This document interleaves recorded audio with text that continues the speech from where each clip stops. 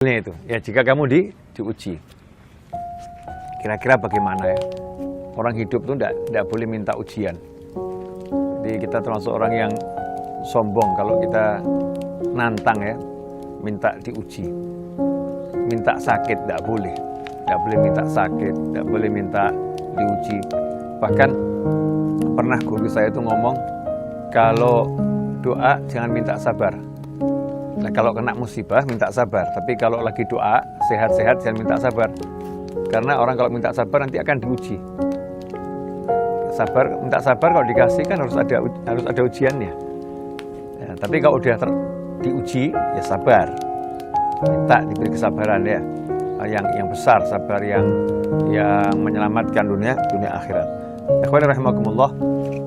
Saat ini laju penyebaran COVID-19 di Jawa dan Bali khususnya, lajunya membuat nggak sedikit orang yang khawatir, nggak sedikit orang yang bingung. Nah, khawatir dan bingung itu kalau kita ikutin terus nanti kitanya jadi hidupnya nggak nyaman, nggak enak. Nomor satu, kita nggak usah bingung, nggak usah khawatir, tetapi harus berusaha yang terbaik dalam segala hal. Tim dokter sudah berusaha sebaik mungkin, tim medis berusaha sebaik mungkin, pemerintah berusaha sebaik mungkin, aparat berusaha sebaik mungkin, ya ahli ekonomi berusaha sebaik mungkin, ustadz, ya ulama juga harus berusaha sebaik mungkin di bidangnya. Nah, salah satu bidangnya ustadz sama ulama ini kan bukan ngatur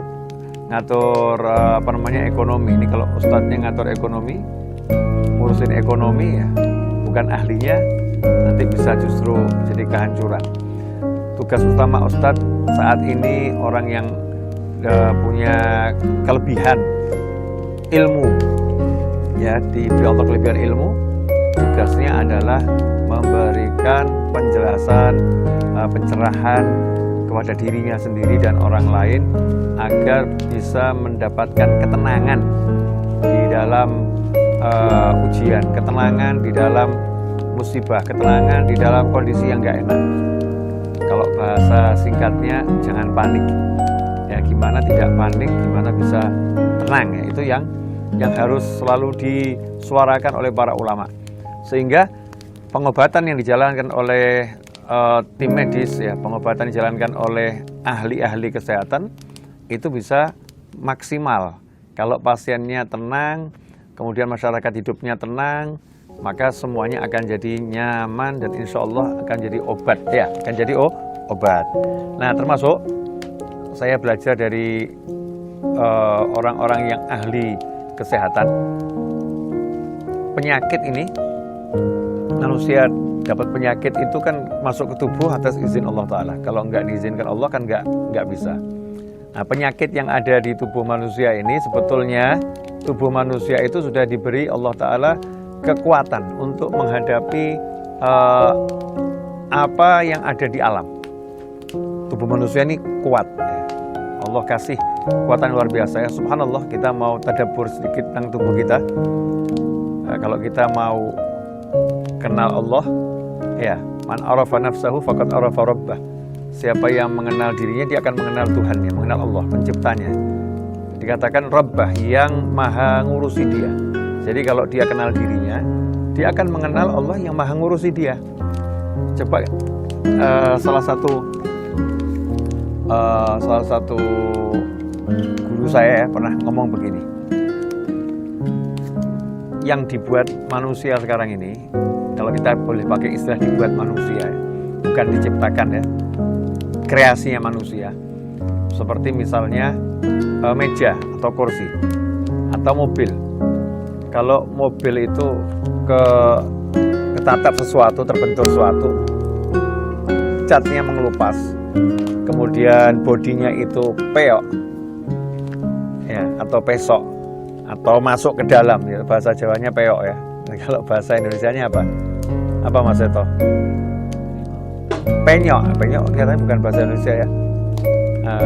Bahasa daerah yang di Indonesia akan. Kalau bahasa Indonesianya ya bagian yang masuk ke dalam. Itu namanya pesok alias penyok.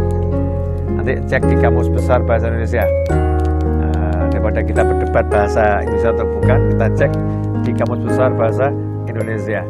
Nah, jangan gagal fokus ya, jangan fokus sama kursi goyang saya. Nah, ini emang nikmat ini, alhamdulillah, duduk sama angin semilir di malam hari setelah hujan.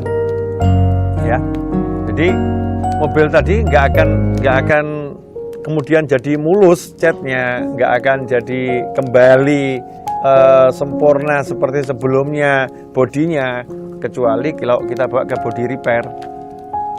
Di situ dipukul-pukul lagi dia, diatur sedemikian rupa, kemudian dicat.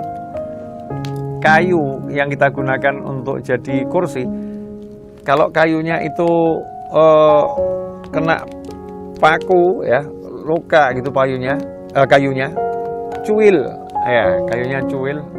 Cuil ini bahasa Indonesia atau bahasa Jawa nih? Nah, ngelupas itu bahasa Indonesia. Kalau cuil, ngelupas sedikit. Mas Seto, ngelupas sedikit kalau Mas Seto. Cuil. Nah, kalau cuil ini kayunya bisa enggak dia kayu itu terus tiba-tiba jadi utuh sendiri? Tidak bisa. Tapi subhanallah, tubuh manusia kena luka, tergores, kita diem, kita nggak ngapa-ngapain. Ya, kita nggak ngapa-ngapain, kita diem. Allah SWT kirimkan pasukan di tubuh kita ini bekerja tanpa kita perintah, tanpa kita suruh, tanpa kita awasi. Kita tinggal tidur, kita pergi, kita main dan sebagainya. Maka luka ini akan menutup dengan sendirinya. Tentunya butuh waktu, tapi menutup dengan sendirinya. Artinya tubuh manusia ini Allah beri kekuatan yang luar biasa. Virus itu masuk ke tubuh, virusnya regenerasi, menjelma jadi banyak bentuk pun, maka di dalam ada pasukan yang siap untuk menghadapi virus tersebut. Ya, tentunya semua butuh waktu, ada prosesnya. Nah, kalau kita ini menjaga tubuh kita, ya, maka yang dalam tubuh kita akan menjaga kita dengan izin Allah Subhanahu wa Ta'ala. Cuma masalahnya kita kan tidak jaga tubuh kita. Tidak jaga tubuh kita yang ngerusak. Kalau begini, ini kata guru saya ya, ini renungan aja. Alam ini kan ada hukum keseimbangan di alam. Ya, ada panas, ada dingin. Betul ya, ada panas, ada dingin. Apalagi, ada kaya, ada miskin. Ada pandai, ada yang belum pandai atau kurang berilmu. Ya, ada sehat, ada sakit. Ada hukum keseimbangan di alam ini. Nah, keseimbangan di alam ini kemudian dirusak oleh manusia. Manusia merusak semua produknya Allah Ta'ala yang asli ciptaannya Allah, bukan dikreasikan oleh manusia. Itu kalau masuk ke bumi, maka dia akan terurai. Fisik kita ini masuk ke bumi, jadi mayat, dikubur, akan terurai. Karena bumi ini kan ibu kita ya, Mother Earth ya, Mother Earth katanya. Ibu bumi ini adalah, entah namanya apa itu bahasa Inggrisnya, saya bukan orang Inggris, enggak ya Habibnya. Ya, tapi nggak apa-apa lah, yang penting kan sudah mengingatkan kalian yang paham betulnya seperti apa. Nah, ibu pertiwi kalau bahasa kita, ya ibu pertiwi, bumi ini.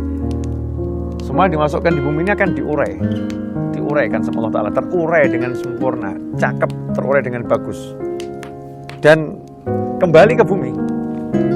Dari situ kita diciptakan, dari situ kita akan dikembalikan, ya, dikembalikan ke situ, ke bumi. Kemudian nanti kita akan dikeluarkan dari bumi lagi. Terurai semuanya, akan terurai dengan bagus. Tapi kreasinya manusia itu merusak kebanyakan. Allah udah bilang, malaikat udah ngasih informasi kan, akan membuat kerusakan di muka bumi. Menumpahkan darah, buat kerusakan di muka bumi, kemudian pertumpahan darah, itu manusia. Nah, contohnya plastik yang dibuat manusia, plastik itu kalau masuk ke bumi nggak terurai, ya nggak terurai. Nah, Manusia inilah yang merusak hukum keseimbangan alam. Karena keseimbangan alam ini dirusak, maka alamnya rusak. Nah itu kita bicara alam, jagat yang besar. Nah jangan lupa, kalau ada jagat yang besar, ada jagat yang kecil. Jagat yang kecil nih ya, tubuh kita ini. Tubuh kita ini jagat kecil. Bumi kecil. Semua yang masuk ke sini, kalau ini masih asli jika masuk ke mulut kita ini, akan diuraikan oleh oleh perut kita ini, lambung ini akan menguraikannya dengan bagus, disalurkan. Yang nggak butuh akan dibuang. Ya, ada yang jadi keringat, ada yang jadi ya tadi itu kotoran, ya, ada yang jadi gizi, jadi vitamin, diserap dengan bagus oleh tubuh. Kalau yang masuk ini benar. Nah, kalau yang masuk nggak benar, sudah mulai kena minyak 5 liter,